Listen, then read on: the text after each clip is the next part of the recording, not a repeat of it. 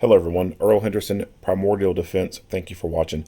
I have another Monday quarterback video for you. I'm going to play this video and talk about things that are going on to better explain what's going on and talk about things that I think that are being done right and or done wrong. Here we go. This briefing will provide information about an officer-involved shooting involving members of the New York City Police Department. You will see relevant video footage and other available evidence that will allow you to gain a better understanding of the events that led up to the incident and what occurred during the incident based on the facts that we know at this time. New York state law and NYPD policy give police officers the authority to use reasonable force under appropriate circumstances. The department's Force Investigation Division conducts a thorough investigation when an officer discharges his or her firearm or in cases of any serious police-related injury or death. Sometimes these investigations can require as much as a year or longer to complete. Our understanding of the incident may change as additional evidence is collected, analyzed, and reviewed. Investigators are typically required to interview multiple witnesses several times, review many hours of video footage, and analyze a significant amount of forensic evidence. The images and information you are about to see may be disturbing. When a police officer uses force to take a person into custody or defend against an attack, the images can be graphic and sometimes difficult to watch. There may also be strong language recorded in the videos you are about to see. Viewer discretion is advised, especially for young children and sensitive viewers.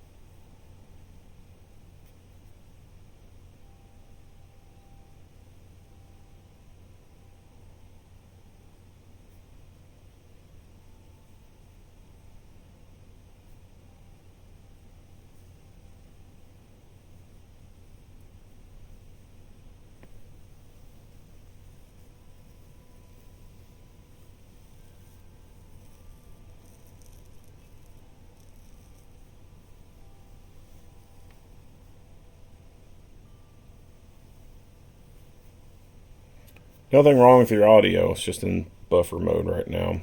Let's skip forward.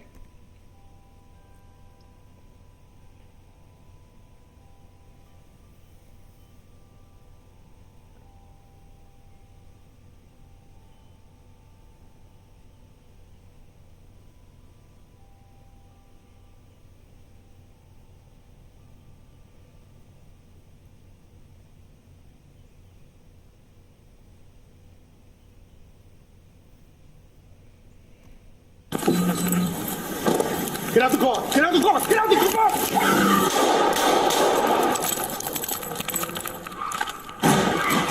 Central shots fired! Central shots fired!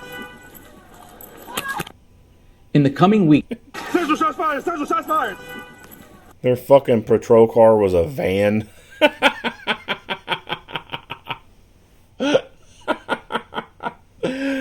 Oh, shit. All joking aside, all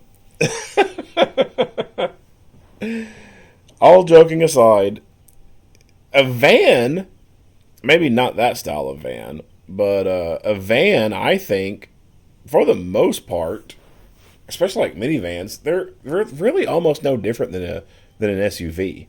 And I think that a minivan could actually serve as a decent patrol vehicle.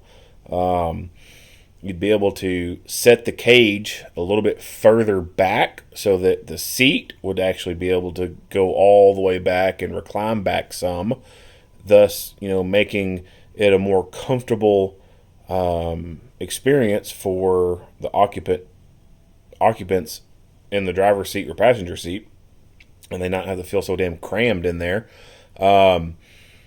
And the back could be very well caged off to put more than one prisoner in. And then the very rear can hold lots of equipment. A lot of equipment.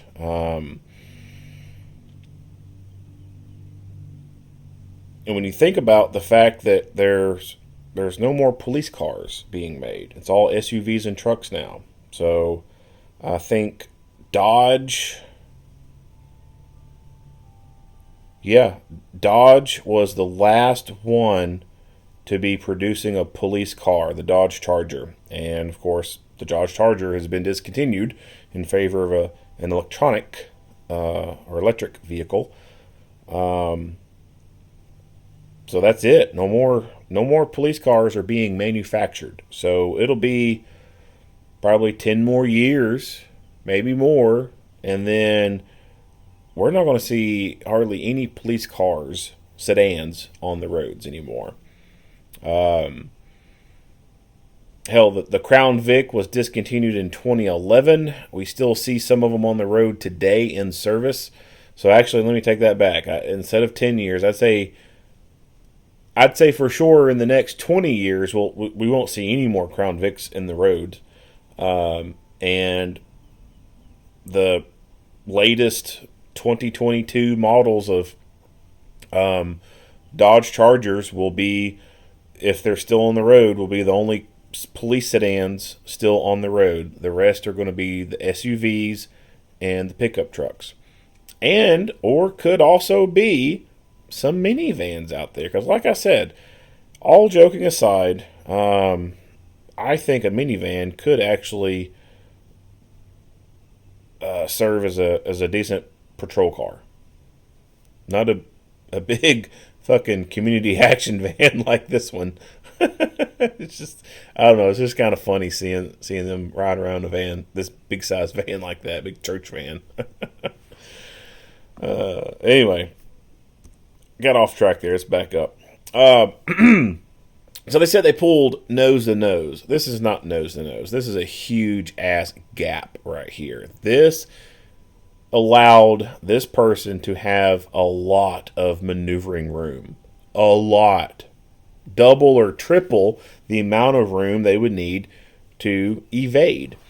What this officer should have done was pull this damn van so far close and forward that his bumper kissed the bumper of this car. When you minimize the distance between the vehicles like that, that takes away the person's options as far as evading. Because he has all this room right now to just turn the wheels and zoop, get out of there. Nothing is physically stopping him. When you take this bumper and you put it right there on that bumper, he can't turn left or right and then move out the way. He hits the gas, he's going to have to overcome the mass of this vehicle and start pushing it forward and causing damage to his vehicle in the process.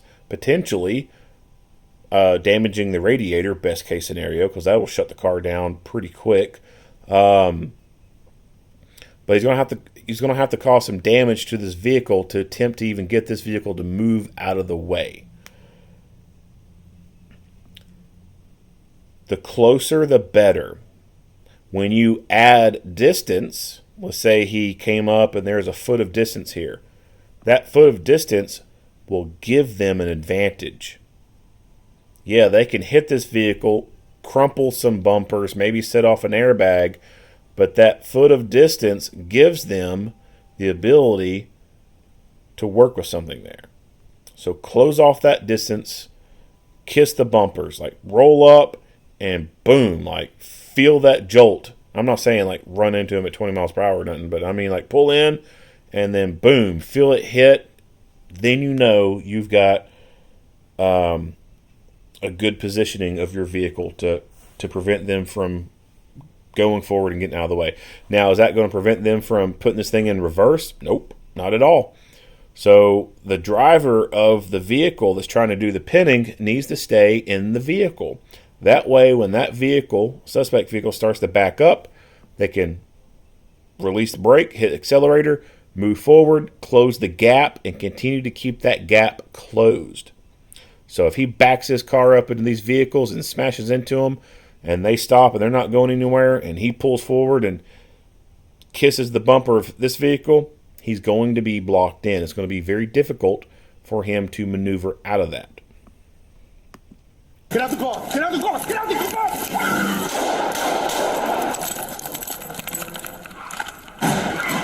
Central shots fired! Central shots fired! In the coming weeks and months, Central shots fired! We don't see what happens after that. He turns to check on the partner, and it looks like he might be turning to go back towards this way where the person crashed, but don't know. I would assume that maybe a foot chase ensued, or at least I would hope a foot chase ensued, but probably didn't.